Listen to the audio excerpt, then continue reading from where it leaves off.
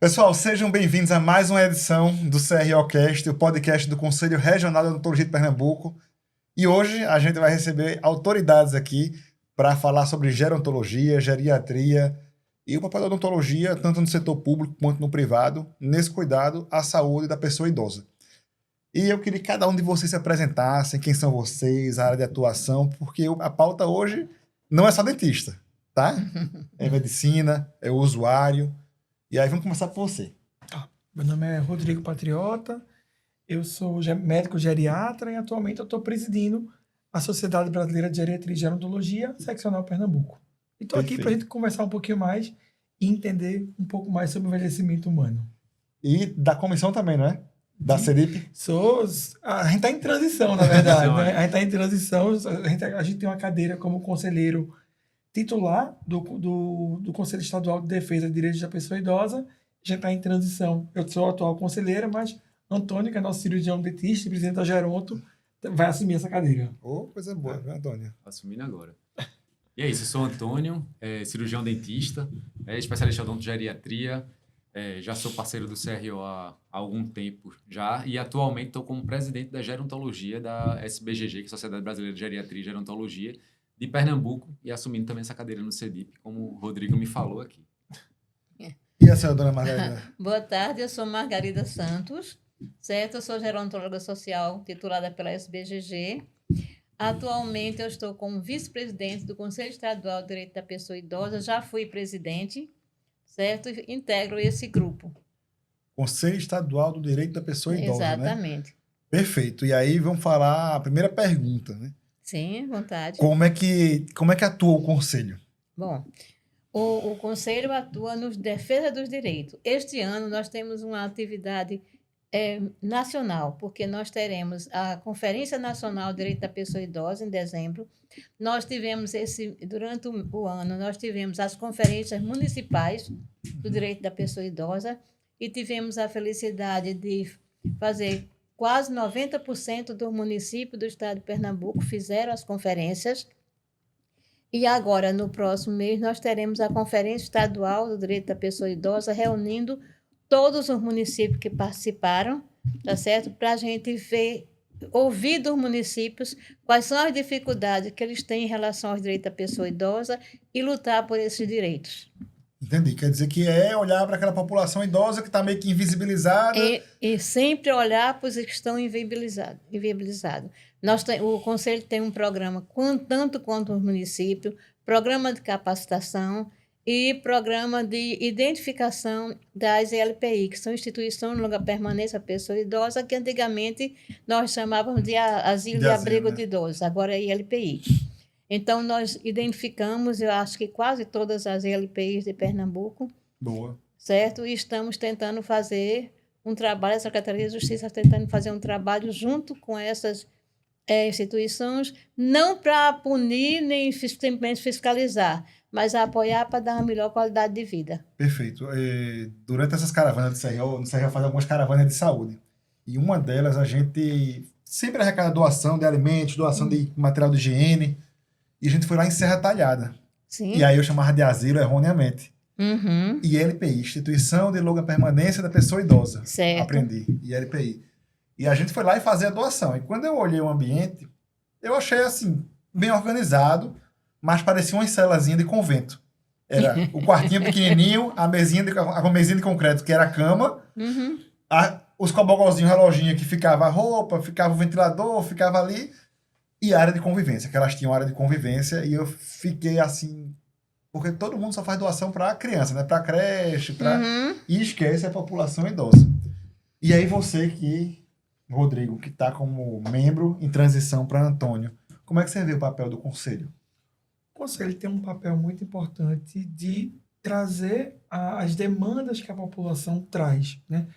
Principalmente, às vezes a gente se torna muito representante da pessoa idosa e não deixa a pessoa idosa por si só se expressar. Uhum. Então, o Conselho, como ele representa entidades que representam idosos e que é formado por idosos, como Margarida uma idosa que representa outros idosos, a gente dá protagonismo e dá voz ao idoso a falar o que é importante de fato para ele.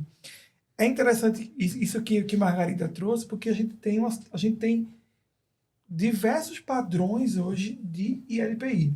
A gente tem ILPIs hoje de luxo, em que você paga caro e vive confortavelmente, e pode ser um ambiente mais seguro para um idoso morar, mas também a gente tem um perfil hoje de ILPIs filantrópicas, ou a pior situação que a gente tem hoje, que são as ILPIs clandestinas, que não têm registros, que ficam com o cartão de benefício do idoso. Recentemente, Margarida fez uma fiscalização em uma cidade aqui da região metropolitana. Era 11h30 da manhã, não tinha nada pronto de almoço. Foram na despensa, só tinha salsicha vencida. Exatamente. E para uma casa de 40 pessoas, tinha 3 quilos de feijão e arroz. Caramba. Não era isso? Foi exatamente isso. E aí todo mundo ficou muito... Todo mundo Não, voltou todo pro mundo- conselho.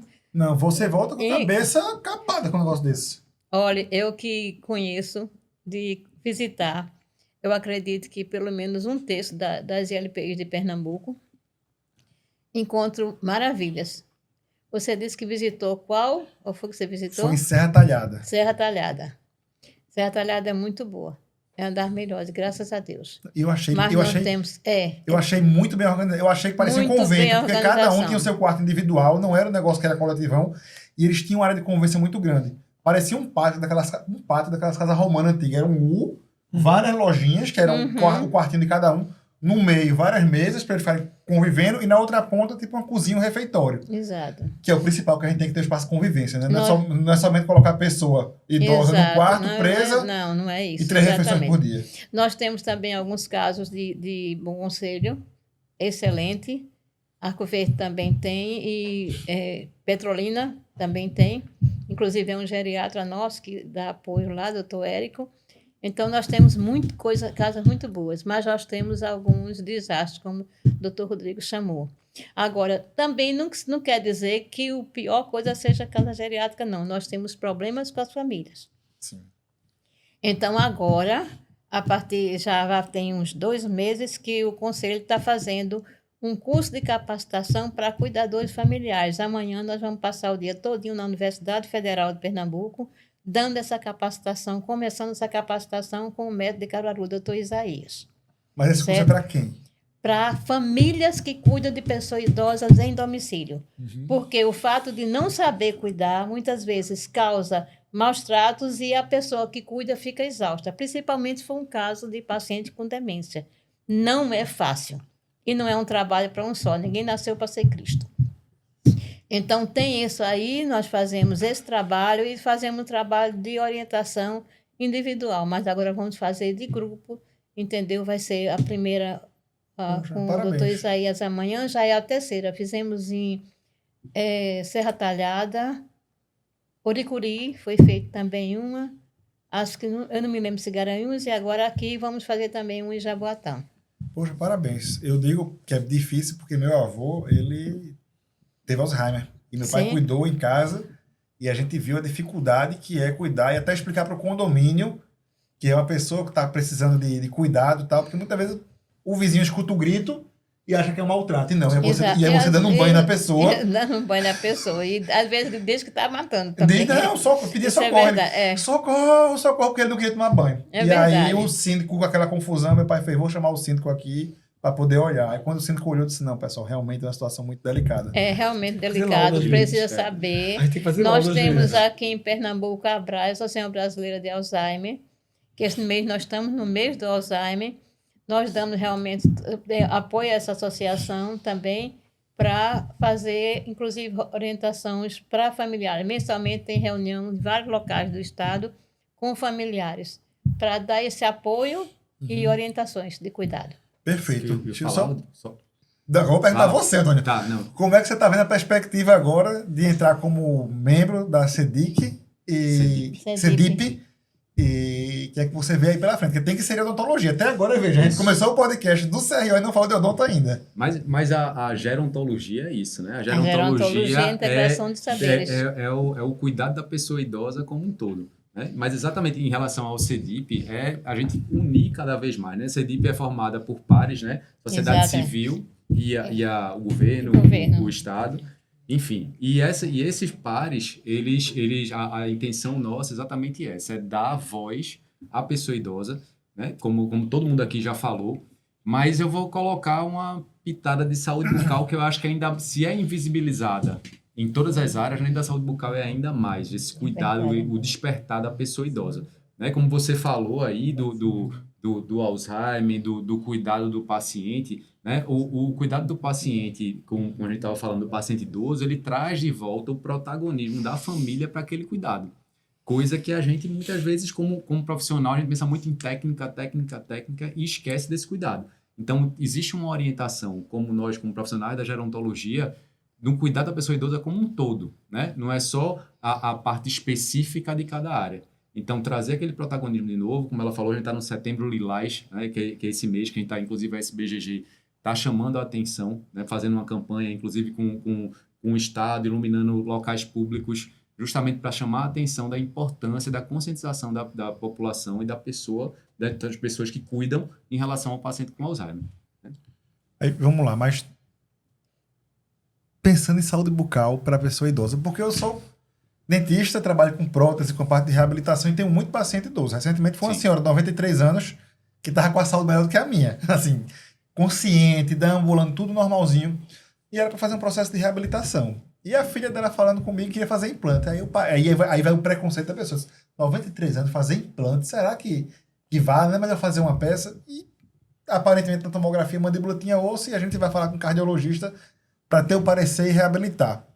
E a gente estava falando antes de começar o podcast da dificuldade da pessoa idosa de fazer uma prótese pelo SUS. Porque Não tem. Implante não tem. muito menos Não implante. tem, Eu não falando, a prótese total já é difícil. Implante, mais difícil ainda, né? E também, Antônio, da questão da odontologia hospitalar. Como é que é isso, esse cuidado hoje da pessoa idosa na odontologia hospitalar? Porque normalmente a maioria das pessoas que estão internadas, em UTI, precisando daquele cuidado ali, muitas vezes é a pessoa que é mais idosa. Como é que a gente está hoje em Pernambuco nessa situação? Em relação à primeira pergunta que você fez, você deu o exemplo do seu paciente lá. Hoje eu atendi uma de 99. Olá, e você? Bem demais. Eu Eu tenho um paciente de 106. Caramba! Que conversa comigo, tá bem, tem restrições de mobilidade e tudo, mas tem ainda consegue conversar e interagir. Né? Então, assim, como você falou, você viu a parte técnica, né? Você falou muito bem, não, eu vi a parte técnica, tinha osso. Mas o que a gente, como a cabeça da gerontologia, a gente não olha muito se tem osso ou se não tem osso. A primeira coisa que a gente pergunta é quem é que vai higienizar esse implante aí? A gente sabe que a higienização do implante é diferente da higienização da prótese móvel. Uhum. Será que o paciente tem destreza manual para usar uma escovinha interdental e higienizar o implante? Será que ele tem um cuidador bem orientado para higienizar aquele implante? Será que aquele implante, que é muito bom, que a gente sabe funcionalmente, vai mastigar maravilhosamente bem, mas será que ele não pode se tornar um problema daqui a uns anos? As pessoas estão vivendo cada vez mais. Um foco de infecção, né? Exatamente. A gente sabe que pode ter periimplantite e tudo. Então, assim, a cabeça da gente vai mais ou menos por aí. Na hora Puxa, de indicar. agora você abriu um negócio na minha cabeça aqui. Me fez refletir de muita reabilitação que eu faço. Porque às vezes a gente faz a reabilitação, e aí quem é protesista, quem trabalha com prótese, a gente faz a reabilitação no paciente e fica felizão. É. Poxa, fiz, o paciente voltou a mastigar, a qualidade de vida, né? O cara tá com uma peça, mastiga, cai, não come maçã direito, que o negócio... Só que quem é que vai limpar? E aí tem vários pacientes que eu mando vindo no consultório 3 meses, 6 meses, Sim. o olho tá sujo, eu dou aquele puxão de orelha, mas rapaz, você não tá limpando a peça direito, não sei. Às vezes É não dificuldade, é o que ele quer, é a falta é. de destreza. Sabe o que eu mais faço hoje em dia? Pelo menos uma vez por mês, tirar protocolo. Tirar... Tá com infecção. Remover protocolo de paciente muito idoso que não conseguem dar o cuidado que deveria se cuidar e perde o protocolo. Então, assim, protocolo de implante é a melhor solução que existe. Isso aí eu não tenho a menor dúvida, funcionalmente. Mas você tem que pensar, o mundo ideal seria, existe um questionário na geriatria, na gerontologia, né, Margarida, que é o Mini-Mental, que é um mini exame de saúde mental, onde a gente tenta detectar, através de rastreios, sugestivamente, se o cara tem um déficit ou não definitivo, um déficit cognitivo ou não. Né? Então, esse Mini-Mental, se a gente aplica, se dentro desse Mini-Mental a gente consegue detectar que aquele paciente ele tem um déficit cognitivo, a gente tem que começar a acender um sinal de alerta. Opa, será que é importante realmente para ele? Será que uma prótese móvel não seria mais prático se ele tem um déficit cognitivo, se ele tem um processo de Alzheimer em fase inicial, né? Que a gente sabe que aquele processo vai ser galopante, ele vai seguir as fases, vai ficar cada vez mais dependente de alguém. Isso. Será que aquela prótese vai ser mais funcional ou vai ser mais um problema para ele no futuro? É uma coisa que a gente pensa assim, né? Se a gente for pensar no agora vai ser maravilhoso, vai voltar a mastigar. Para refletir, porque meu avô, a gente a gente fez a extração total dele. Ele tinha poucos dentes, era peça removível, prótese removível. E aí a gente terminou fazendo a extração total porque tava com doença periodontal e não conseguia higienizar. E aí já estava com o Alzheimer instalado, a gente não optou por fazer protocolo dele. Mas já teve pacientes que eu atendi, 84 anos, fiz o protocolo e atendo ela até hoje, está com 92 anos. E ela vai no consultório, dona Margarida, ela nem lembra que eu fui o dentista que fez a cirurgia dela. Ela vai 3 meses fazer, tirar o protocolo, limpar e reinstalar. E ela chega e faz, não preciso de um dentista, não estou com dor de dente nenhuma. Aí eu disse, não, é só para limpar seu dente, é a limpeza de rotina. Aí eu vou, desparafuso os dentinhos. Aí ela, por que você arrancou meus dentes? Por que você arrancou meus dentes? E me dá um esporro. Não, eu vou limpar sua peça, Vou fazer a limpeza, ultrassom, descontaminar a peça toda, ela vai para casa e volta com a filha. Quando ela volta, por que eu tô no dentista? Ela já não lembrou de manhã que ela tirou a peça. Por que eu tô no dentista? Eu digo, sua peça. Eu quase que eu disse o nome da paciente agora.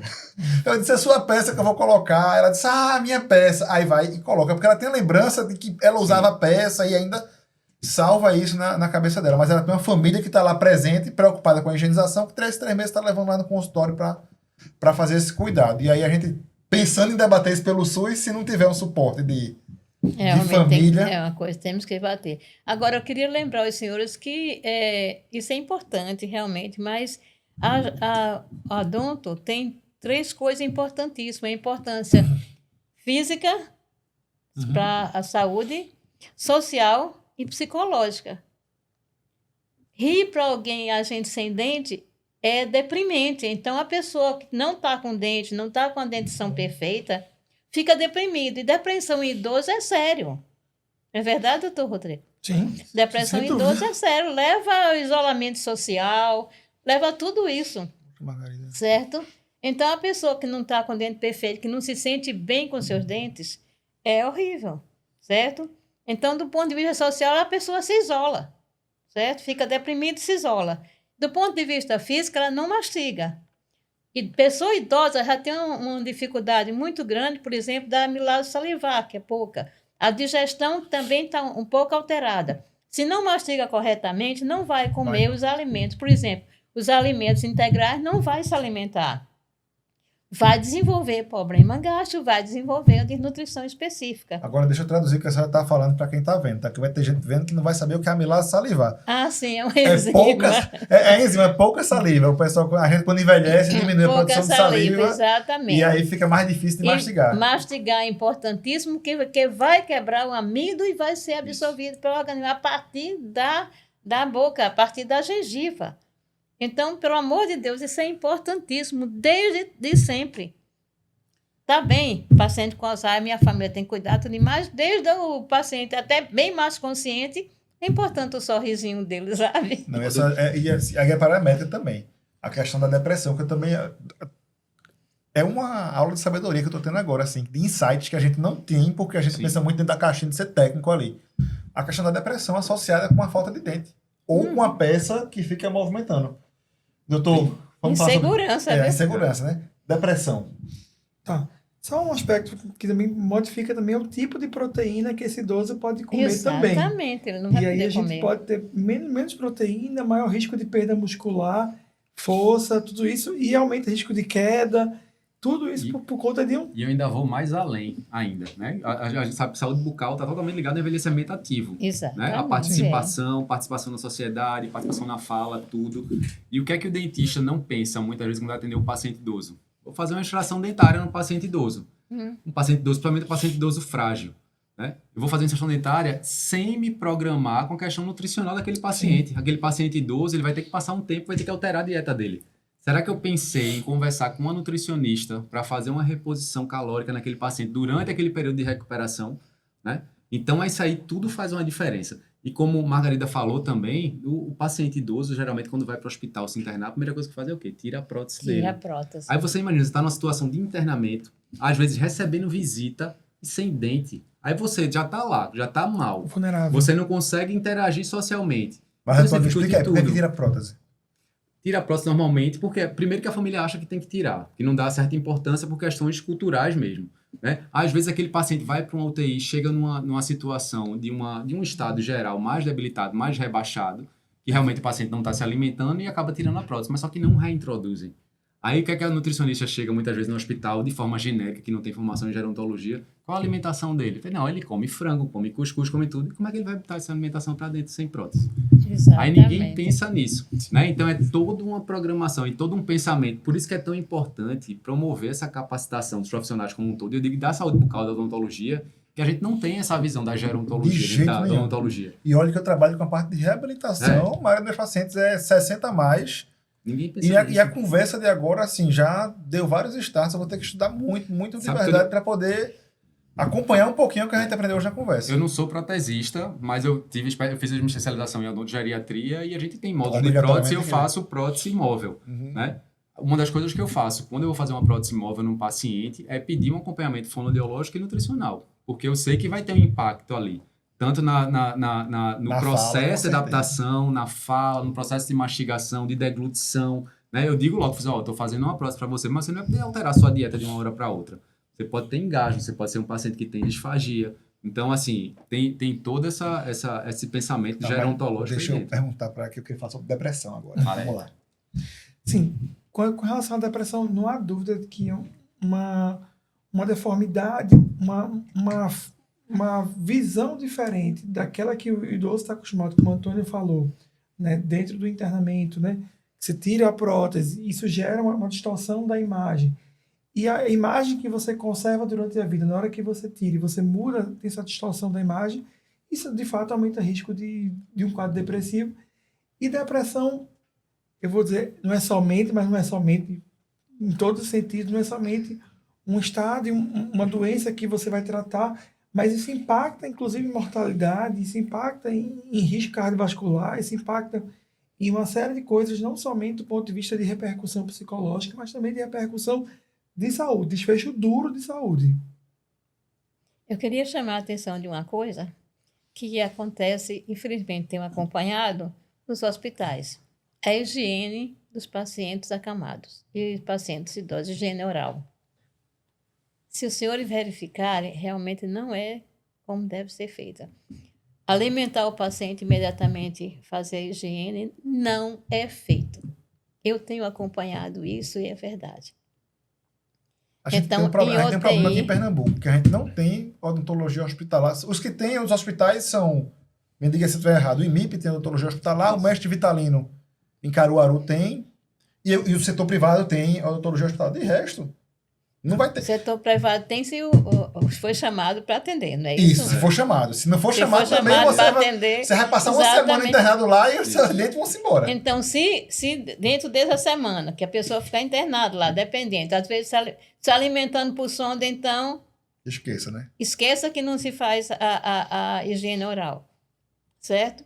Então, se não tiver alguém vendo, o pessoal dá alimentação, a família mesmo dá alimentação e não se lembra de fazer a higiene oral depois.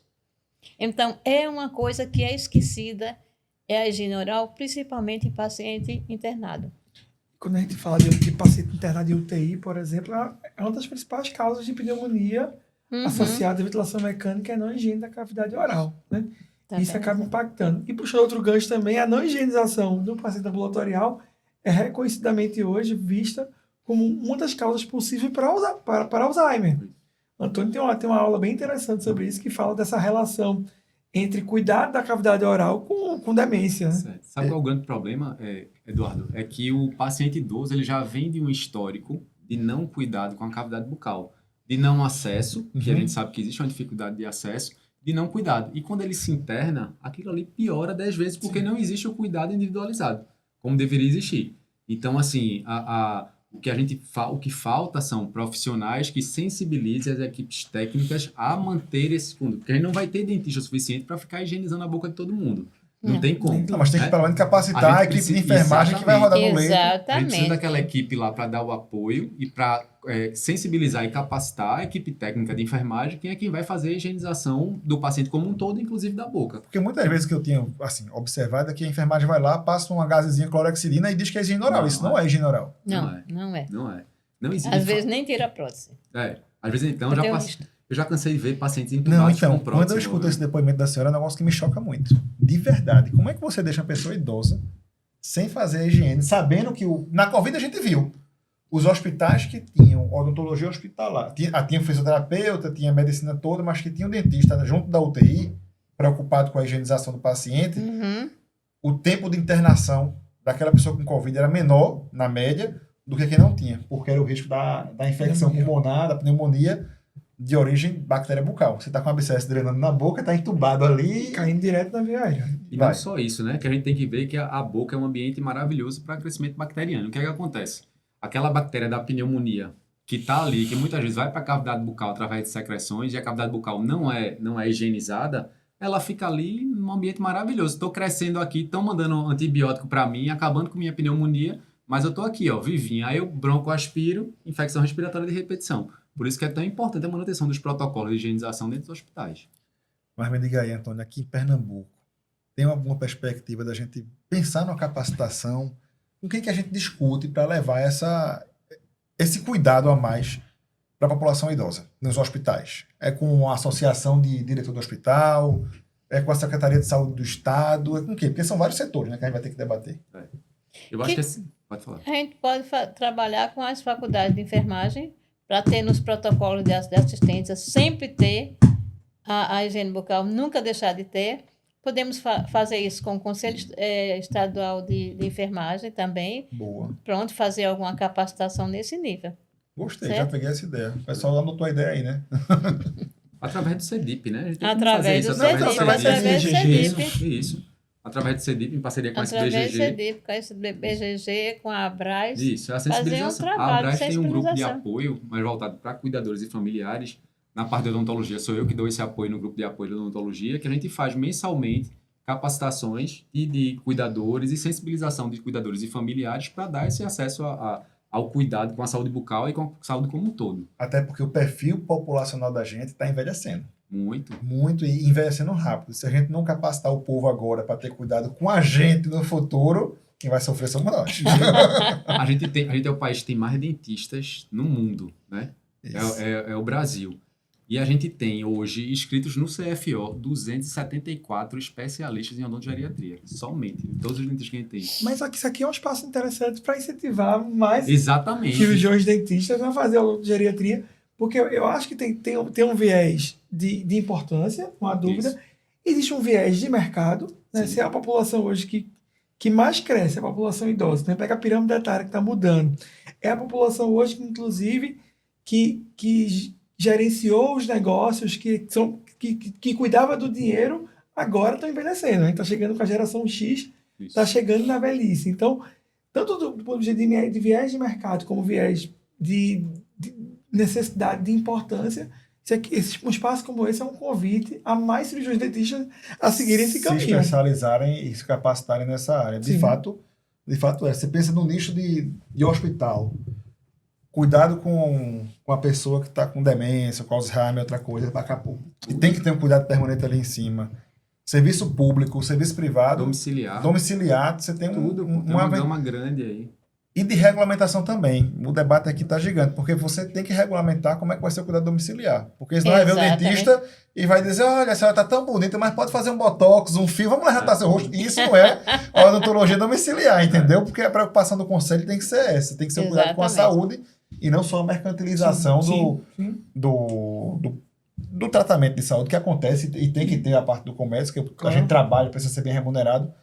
Mas não é o objetivo final, vai ser vender botox na casa do paciente. Tem que ser um cuidado com a saúde. O botox que é o extremo, né? Porque de vez em quando a gente tem um processo no Conselho Regional do cara querendo fazer facetas de resina na casa do paciente. Aí a gente bota a mão na cabeça assim, meu Deus do céu, a biossegurança, pelo amor de Deus. Na época dessa, Eduardo, na época da Covid, que estava tudo aquilo fechado, aí eu fiz minha especialização em São Paulo. Minha professora lá de São Paulo falou, vamos montar um curso de domiciliar, de home care, porque estava bombando o home care na época do Covid, né? Quem apareceu para fazer o curso era ortodontista para fazer alinhador, toxina, tudo querendo fazer em domicílio. Aí, querendo saber qual era o caminho para fazer esse domicílio. Tanto é que o curso nem foi para frente, ainda bem. Ainda bem, não. A turma é difícil. Eu digo, rapaz, vai voltar a ser mascate, porque o dentista antigamente era com a maletinha do lado, ia de casa em casa, olhava o dentinho, arrancava o dentinho ali e vai voltar àquela época. A gente tem que entender que é uma população que precisa de um cuidado mais especializado e com muita responsabilidade. Você não vai chegar na casa de ninguém para fazer um tratamento cirúrgico se não tiver com tudo regularizado no CRO, na vigilância sanitária. Porque tem que estar o material tudo estéreo. Você chegar na casa da pessoa e fazer uma cirurgia, que vai ter cirurgia que faz em casa, né? Faz. E aí fazer sem cuidado, fazer todo jeito, não dá. Você tem que ter sua sede, né? Você tem que ter, para você estar regulamentado para fazer uma odontologia domiciliar, você não precisa. Às vezes, ou, principalmente eu vejo muitas vezes recém-formados, não, vou fazer odontologia domiciliar que é mais barato, que eu vou botar minha maletinha para casa do paciente. Mas não é isso. Você precisa estar totalmente regulamentado, você precisa ter o seu consultório, você precisa ter suas licenças todas que você tem para poder atuar em odontologia domiciliar. Não é fechar sua maleta e trazer. Você precisa ter um lugar de referência para descarte de lixo Material infectado, contaminado, material isso, né? contaminado. Foi importante tudo isso. Meu amigo, é muita coisa pra gente fazer, viu? Olha, do ponto de vista estatístico, eu não incentivaria ninguém a fazer esse tipo de coisa. Desculpa, viu? Porque você tem 100% das pessoas idosas que podem ir ao seu consultório ou estão no hospital. E apenas só 0,3% estão em domicílio. E desses 0,3%, quantos vão chamar você para ir lá? Olha aí, do ponto de vista mercado, foi bom. Não, veja. Foi bom, mas o mercado é gigante. A viu, senhora tá dando surra em todo mundo aqui na mesa hoje, viu? Do ponto de vista Que é isso, estatístico. menino? Na cabeça, Pelo amor de Foi Deus. muito bom. Não faz isso. Foi muito bom, porque tô aprendendo. Literalmente, 0,3 é que estão em domicílio.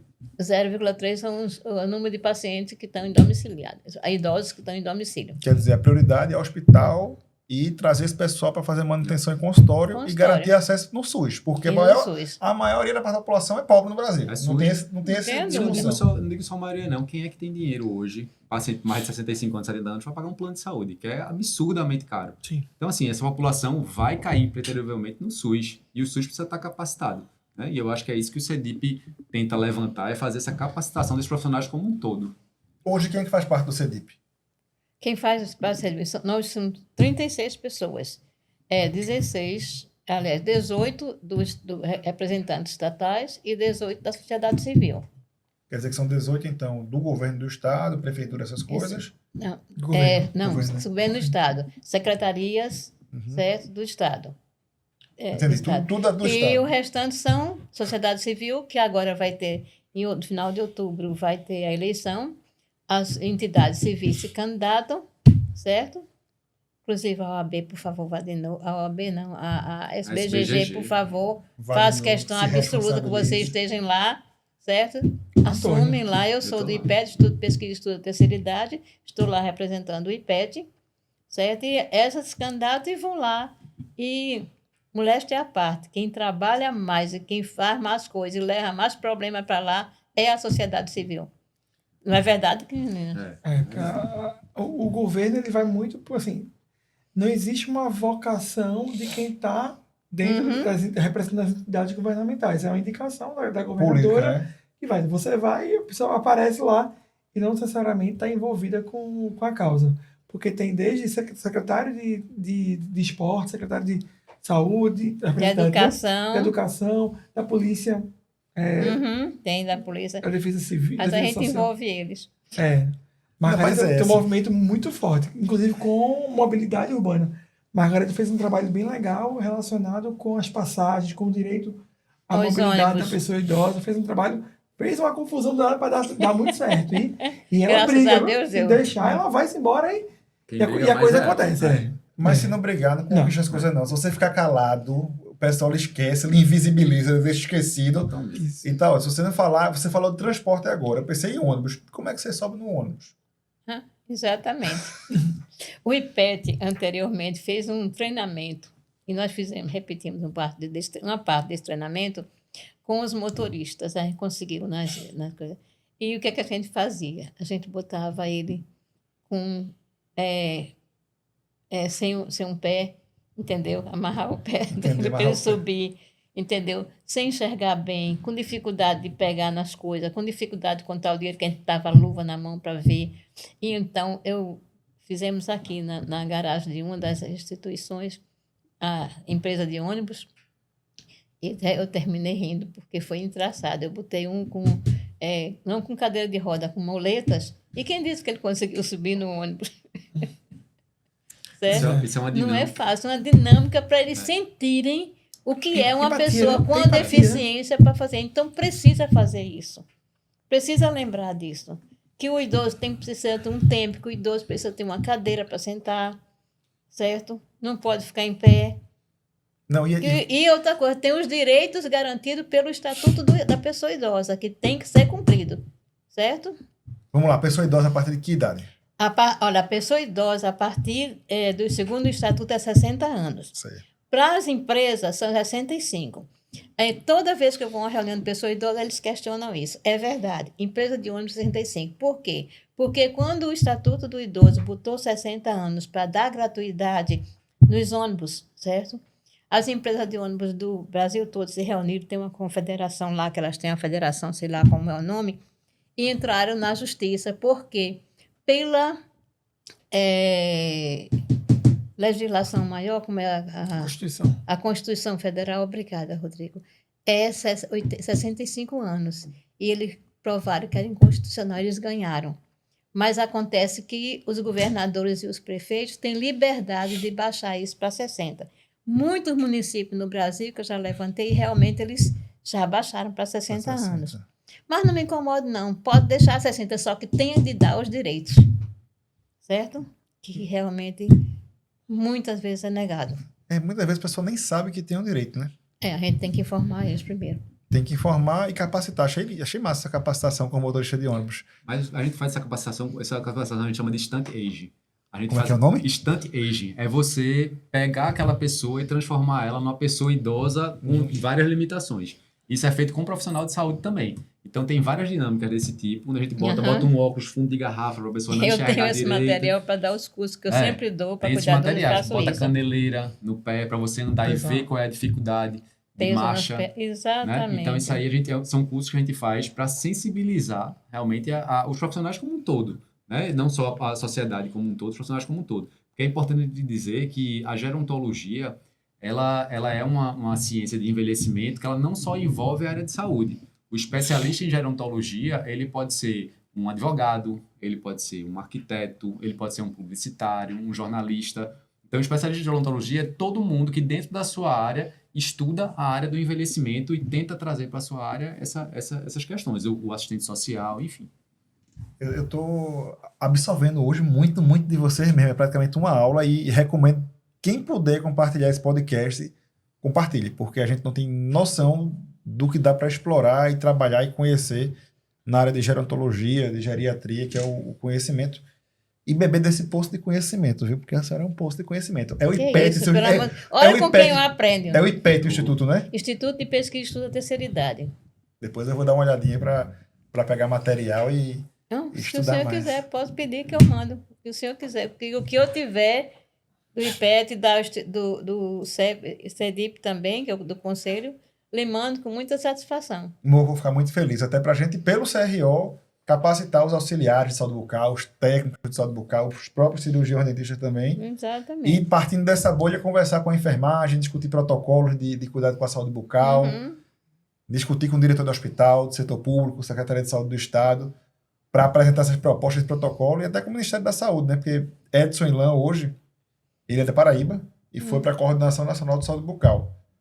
E falar com ele, dizer, porque a gente não cria uma residência aí dentro da odontologia para o cuidado da odontologia hospitalar, o cuidado com a pessoa idosa, com bolsa do Ministério da Saúde, porque você tem como estimular, fazer o profissional ir por esse caminho. Porque muitas vezes a gente... Eu vou me julgar agora, eu sou clínico, sou dentista de consultório, e você pensa só em reabilitar, você pensa só na técnica. Tem osso, a condição cardíaca está boa, o exame de sangue está bem, vou reabilitar. Nunca que eu pensei do implante dar um problema lá na frente e ser um motivo de infecção porque a pessoa não tem a mobilidade de fazer a higiene. A gente sempre diz, não, você não está escovando direito, não. Cuidador, tem que cuidar dele direitinho, mas não atina que às vezes seja melhor tirar o protocolo e botar uma prótese móvel para a saúde daquele paciente. E na educação em saúde, né, Eduardo? Que eu acho que assim, a sua geração... A minha geração também. Nossa, a nossa geração que eu não sou. A gente.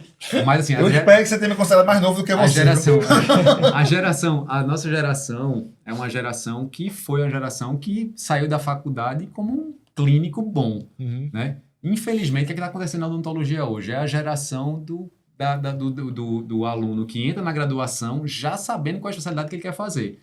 Então ele passa a graduação inteira sabendo que ele, quando terminar, ele quer fazer harmonização facial.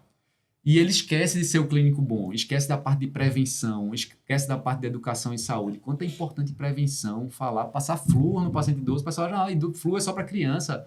Flúor é extremamente importante, né? O CRO já bateu muito na tecla da fluoridação das águas e bate até hoje. O idoso hoje, ele tem muito dente por consequência da fluoridação das águas, né? E o flúor foi tão demonizado já aí, enfim. A gente está falando de flúor, viu? Aí eu vou esse debate para... Nos Estados Unidos estão querendo tirar o flúor da água, bicho. Veja a loucura que está acontecendo lá nos Estados Unidos. Enquanto tá todo mundo, tem estudo mostrando no mundo todo. Preserva dente de crianças, de adulto, população idosa, porque cárie na infância é preditivo de perda de dente quando você está idoso. E aí lá nos Estados Unidos, pelo negacionismo científico, o pessoal, não, vamos tirar o flúor da água porque dá calcificação da glândula pineal. Você bota a mão na cabeça e diz, o que é que está acontecendo no mundo, pelo amor de Deus? E aqui a gente brigando em Pernambuco só está hoje com flúor na extração de tratamento de água do Alto do Céu. 300 mil pessoas atingidas por essa extração de tratamento de água, a gente brigando para expandir. Enquanto em outro lugar do mundo tirando por causa de fake news, né, de informação. Mas o senhor está lembrado que o ministro dos Estados Unidos da Saúde, ele é contra a vacina? Eu vi também, isso é assustador. Então, a mim não assusta. Eu fico preocupado porque vai surgir pandemia lá. E quando surgir pandemia lá, vem pra cá. Todo mundo voa de avião. A gente tem muito brasileiro que vai pra lá e volta e vai trazer pra cá. E vai ser doença que tava espólio, uma doença que tava esquecida pelo mundo, vão voltar, porque o mundo é interconectado hoje. Não é, doutor?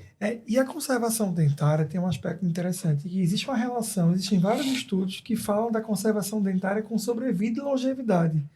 Pessoas que chegam à velhice com a dentição completa, original, ela vive mais. Os centenários, boa parte deles tem dentição original, não é prótese. 20, pelo menos assim, tem um estudo japonês que é 80-20, né, que ele diz que aqueles pacientes idosos que chegam aos 80 anos com pelo menos 20 dentes em condições funcionais são os que vivem mais. Então, assim, tem vários estudos mostrando essa longevidade, não só associado a questões neurológicas, né, da preservação. Tem estudos que mostram que a manutenção da mastigação pode aumentar a perfusão cerebral, que isso minimiza os danos neurocognitivos que podem ter em relação às doenças neurocognitivas. Mas a preservação dentária está totalmente ligada não só ao envelhecimento bem-sucedido, como também à fragilidade, né? A gente vê que a fragilidade no idoso, depois eu quiser falar um pouquinho de fragilidade, mas existe uma intersecção muito grande entre a fragilidade e os problemas bucais. Né? Diabetes, e aí vai somando tudo, porque enfim. O pessoal debate muito, tem que ter coxa. Eu vi um estudo, acho que no Instagram todo mundo viu esse estudo, que é da coxa. Ele disse que você tem que ter uma massa de muscular muito grande nas pernas, é preditivo de longevidade. E aí, para ter massa muscular legal, você tem que, além do exercício, tem que comer muita proteína. E para comer proteína, você precisa dos tem que dentes. mastigar. Tem que mastigar e tem que ter dente. Essa questão do 80-20 eu gostei. Mas vamos lá, evolua aí que eu gostei da conversa. Que é isso que a gente começou, né? A dentição não é somente do aspecto estético, mas ele também tem um aspecto funcional. E na hora que você consegue consumir uma proteína mais dura, uma proteína animal, e você preserva a dentição, você tende a manter mais musculatura, e existe um conceito que a gente chama hoje de reserva muscular. Então, quanto mais a gente chegar na velhice com músculo, com a reserva muscular, mais o efeito da perda muscular é mitigado por essa reserva que você tem. Então, a dentição, sem dúvida nenhuma, tem importância absurda. E a boca sofre o processo de envelhecimento também, né? Que muito pouco se fala sobre isso. Se a gente tem uma fragilidade geral, se a gente tem uma sarcopenia, que é a perda de força muscular, a perda de força muscular acontece no sistema estomatognático também. Né? Eu tenho língua, eu tenho várias coisas que dependem de músculo para a boca funcionar de forma adequada. Então, eu tenho diminuição de força muscular da língua, que vai impactar na nutrição e na deglutição do paciente. Eu tenho uma perda dentária, uma ausência dentária que impacta na formação do bolo alimentar, que consequentemente impacta na nutrição. A gente tem a diminuição salivar também, que é importante dizer que diminuição salivar não é consequência do envelhecimento, mas sim consequência de várias ou doenças ou medicações que têm reação adversa. Não necessariamente a diminuição salivar está ligada ao envelhecimento, mas sim assim, medicamentos, a polifarmácia, que muitas vezes tem no paciente idoso, que toma muita medicação, tem como repercussão a diminuição salivar. Não só a diminuição, como a alteração do componente salivar, como a amilase salivar que Margarida falou. Às vezes eu tenho até saliva na boca, mas eu Mas tenho não tem- aquele componente químico alterado que impacta na nutrição do paciente. Eu não tenho uma amilase, por exemplo, que é responsável pela digestão do amido, né? Então tem tudo isso. E a musculatura e na língua ainda tem outra consequência que ainda é a apneia do sono. Sim. Na hora que você perde a capacidade da força muscular, isso impacta na apneia do sono, que é a principal causa de hipertensão secundária e que aumenta sobremaneira a mortalidade dessa E que a população. odontologia E pode ajudar com também aparelhos predispõe- intra-orais E que a também, gente né? já tem tratamento odontológico É. específico para isso. Predispõe também os engasgamentos, né? Sim. Isso. Muito comum Sim. engasgamento e a família não sabe como desengasgar um paciente. Daqui que chega no hospital, Já era, né? já era. Já broncoaspirou um conteúdo, Já já, Broncoaspirou já um chega- conteúdo. já chega em Ou outra morte, ou condição. então pneumonia aspirativa. Pneumonia aspirativa. Isso. É muito sério. Agora, alimentar não somente de carne, mas também tem os vegetais integrais para as vitaminas. Não tem, fica sem vitaminas o corpo da pessoa. Sim. Com isso aí. E a alimentação não é só a parte nutricional. A gente sabe que chega uma parte no paciente idoso, paciente de cuidados paliativos, né, principalmente, que a alimentação ela está muito ligada também ao prazer da vida de sociabilizar, né? Comer um De tudo. churrasquinho, né? Comer um Com churrasquinho. pouco sal para não ser Isso, hipertenso. sentir o gosto. Como é que eu vou sentir uma língua toda suja, cheia de crosta, ressecada? Como é que eu vou sentir Não o gosto sente da o paladar. comida? É. Né? Não sente nada. E às vezes, assim, você tocou no ponto interessante, porque eu na residência, eu não tinha percepção até fazer a residência, e aí tem aqueles pacientes que chegavam, se internavam, na época lá no Oswaldo Cruz, e chegavam extremamente fragilizados e sonolentos e sem contactuar. E a gente olhava e procurava laboratório, não encontrava nada. E aí, quando a gente abria a boca muito suja. E aí eu vi várias vezes meus preceptores, e eu aprendi isso também com eles, pegavam a gás, envolvia, removia tudo aquilo ali. A quantidade de idosos que acordavam somente com uma higienização da cavidade oral foi uma coisa que me chamou muito a atenção, porque parecia um idoso que estava morrendo. Era idoso que a gente olhava, não, está em processo ativo, vamos higienizar, né? A higiene, acho que é o mínimo que a gente pode dar de dignidade humana. E o idoso acordava e melhorava, e foi só higienização oral. Teve um caso de um Às vezes, paciente... às vezes é o prazer de sentir a comida. A hidratação, a boca hidratada, né? Teve um caso de um paciente, o Rodrigo falou nisso agora, eu lembrei, uma paciente geriátrica que estava com 98 anos, que estava internado no hospital, sem interagir, sem nada, e o paciente tinha vários restos radiculares. Ninguém conseguia higienizar direito esse paciente por causa dos restos radiculares com... Doía, então. Doía, ponto. Não era nem dor de dente, mas era muito mais a questão mecânica de ter aqueles restos radiculares com bordas Cortando a língua, cortando a bochecha. Aí o que a gente fez? Vamos botar esse paciente que não era colaborativo, a gente botou em bloco cirúrgico, fez uma sedação leve e removeu, o que a gente chama de dentulismo funcional. A gente tirou todos os dentes que estavam estragados, que eram todos que estavam ali, para melhorar. No outro dia, aí a geriatra veio falar comigo, Antônio, fizesse o quê nessa paciente? Que a paciente voltou a falar. Ela não falava porque ela não conseguia nem articular a língua dela, porque batia em tudo ali. Tudo Então, doía, assim, tudo doía, né? Tudo doía, pô. Então, Tudo você doía. imagina. E aí tem que ter muito cuidado com matéria sensacionalista de televisão, porque às vezes foi no dentista e arrancou todos os Todos os dentes, dentes, que não, absurdo. Ou foi identificado e tudo melhorou. Não, Isso, não, então, é. é só arrancar o dente. Que melhor Não é não. assim também, não. Por isso que é bom ter o termo, né? De consentimento. A tudo parte certinho, legal de parte responsabilidade legal, e planejamento, documentação, porque quando você vai fazer um tratamento, qualquer que seja, qualquer paciente, você tem que ter a documentação inicial, como é que o paciente está, qual foi o planejamento que o paciente autorizou fazer, para depois você prosseguir no tratamento. Eu digo isso porque no consultório você passa por um perrengue desse assim, você vai atender a paciente que tem seus 86, 87 anos e diz, eu quero fazer implante. Paciente normal, tá certo. Parecer cardiológico, exame de sangue, tomografia.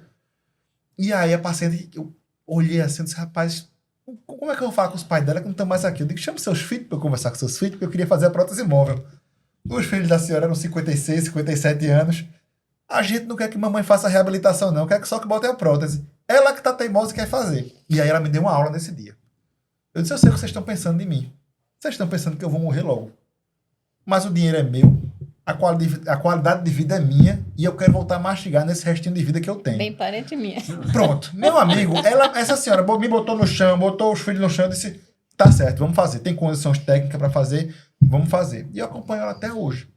Quer dizer, muitas vezes o preconceito dos próprios familiares e Sim, do com profissional certeza. de saúde não Sim. deixa o paciente evoluir para a qualidade de vida que ele tem condição de ter aquela qualidade de vida, de mastigar e tudo mais.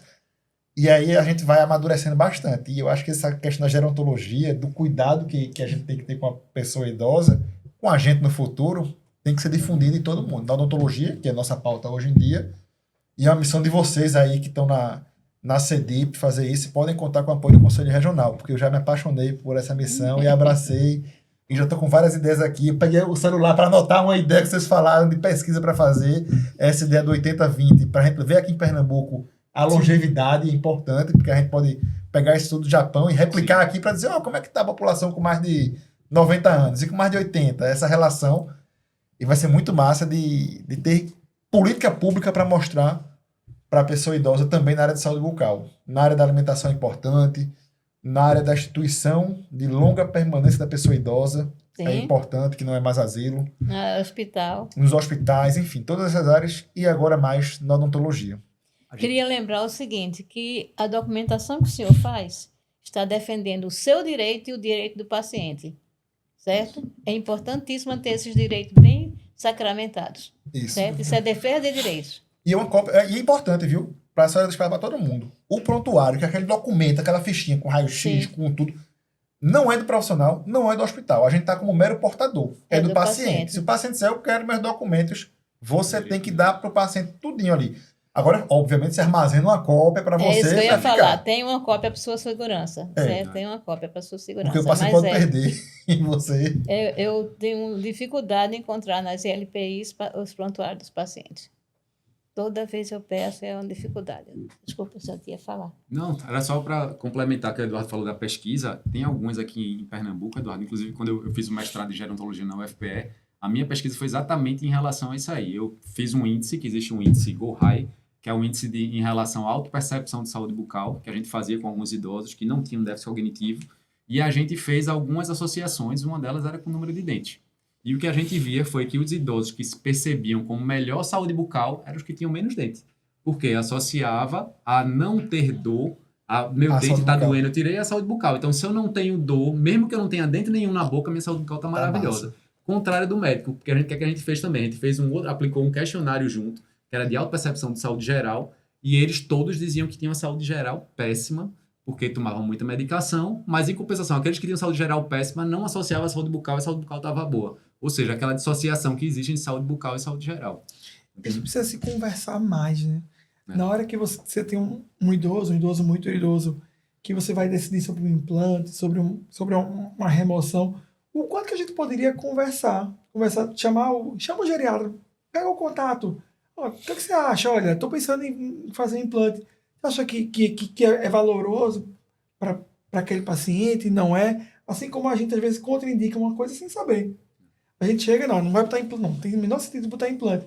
Mas eu não sei, tecnicamente, se a questão tem a ver com a tolerância ao perioperatório, tem a ver com a técnica, pode ser uma técnica nova, menos invasiva, Tem que a gente nem muita conhece. técnica Né? que vai sem corte. Conversar. Hoje tem implante que vai sem corte. Você consegue fazer guiado pelo computador, você não corta o paciente. A gente tem que se conversar mais e trazer isso mais à E isso é tona. uma culpa que a gente traz para meia culpa para a gente também, Não, né, isso Eduardo? não é minha culpa, é do culpa dentista. nossa. É culpa do dentista, porque assim, o que eu recebo muitas vezes é outros geriatras ligando para mim, pedindo opinião sobre procedimentos que proporam para outros pacientes, que não são nem mesmo. Dizendo, eu quero mandar para tu para saber a tua opinião. Porque sabe que existe a perspectiva da gerontologia que a gente pensa de uma forma diferente.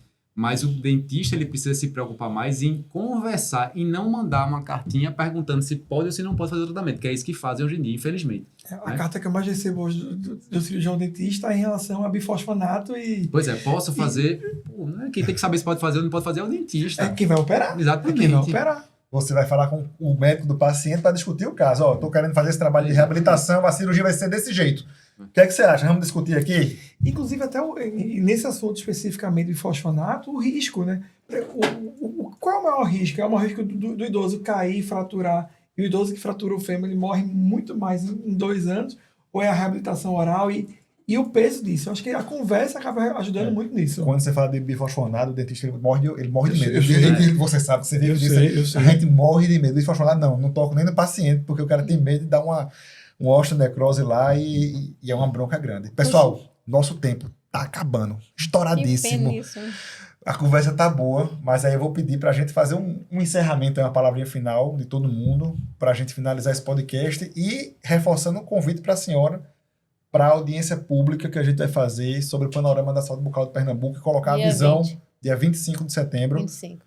para a gente colocar a visão da CEDIP mesmo, tá certo, Antônio? Você está convidado também. O senhor está convidado também, se quiser Obrigado, participar, querido. dia 25 às 11 da manhã na Assembleia Legislativa. Também vai ter a associação de mães de pessoas com deficiência, que a gente viu também essa carência muito grande que elas têm de acesso à saúde bucal. Muitas vezes elas fazem cotinha entre elas para pagar o tratamento de emergência, que é uma extração de uma criança especial, porque não consegue acesso no SUS. Quer dizer, é outro problema que a gente vai expor também na situação. Mas vamos lá.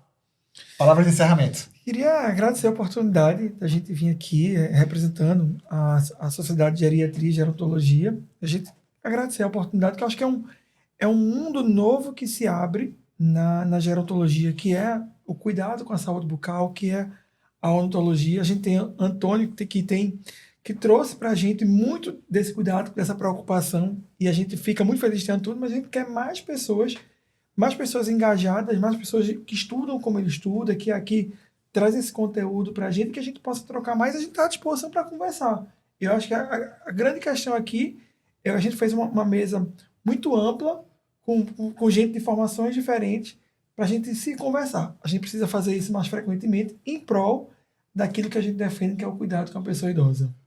Perfeito. E tem que ser mais plural mesmo. A gente chamou um médico, chamou um dentista, chamou uma pessoa idosa, que não adiantava fazer esse debate todinho só com profissionais, se não tivesse quem tem propriedade de A fala. Margarida é enfermeira. Especialista em gerontologia. Enfermeira Eu sou também? enfermeira, eu sou especialista em gerontologia, sou Perfeito. mestre em nutrição. Porque o que eu ia falar agora é dizer, eu tenho que chamar um enfermeiro para a mesa. Agora não tenho mais que falar isso, já tem enfermeiro na mesa. Certo? Sou enfermeira, sou especialista 2 vezes para a SBGG e pela Fiocruz e sou mestre em nutrição. Oh, coisa A boa. nossa referência da gerontologia do estado de Pernambuco e do Brasil é Não, Margarida. é que eu já do fui, Brasil, viu, é que eu já Brasil, fui é mesmo. presidente da Gerontologia Nacional e presidente da Gerontologia de Pernambuco. Ela é a nossa referência no Brasil da Não, gerontologia. pelo amor de Deus. Antônio, Sabe que é. dê suas palavras finais, porque quem vai encerrar o podcast vai ser a senhora, viu? Pelo amor de Deus. Eu queria agradecer a oportunidade, né, para o CRO mais uma vez de estar aqui e fazer essa parceria e colocar esse BGG à disposição também para ter essa parceria junto com o CRO, que a gente sabe que a gente precisa divulgar cada vez mais para que o dentista se atente a esse mercado de trabalho do paciente idoso. Não necessariamente ele precisa fazer uma especialização em odontogeriatria, ele pode fazer uma especialização em gerontologia. Existe a prova de título da Sociedade de Geriatria e Gerontologia, que você tem algumas etapas que você passa e você pode ser titulado pela sociedade também. Então, assim, é muito importante a gente trazer esse tema à tona, porque a gente precisa trazer a odontologia para abrir os olhos para esse mercado de trabalho aí que é tão amplo e que a gente necessita tanto. Amplo e necessário. Necessário.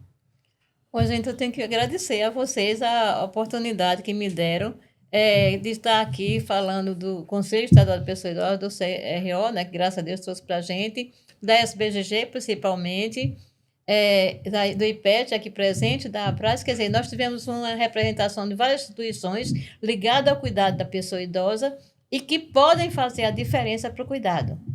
O que nós temos que, os senhores não, mas eu, é incentivar as pesquisas, como o senhor disse, aquela pesquisa daquela cidade que usa flúor e outras não, seria interessante mostrar como estão as pessoas idosas lá. Eu fiquei louca por fazer isso, certo?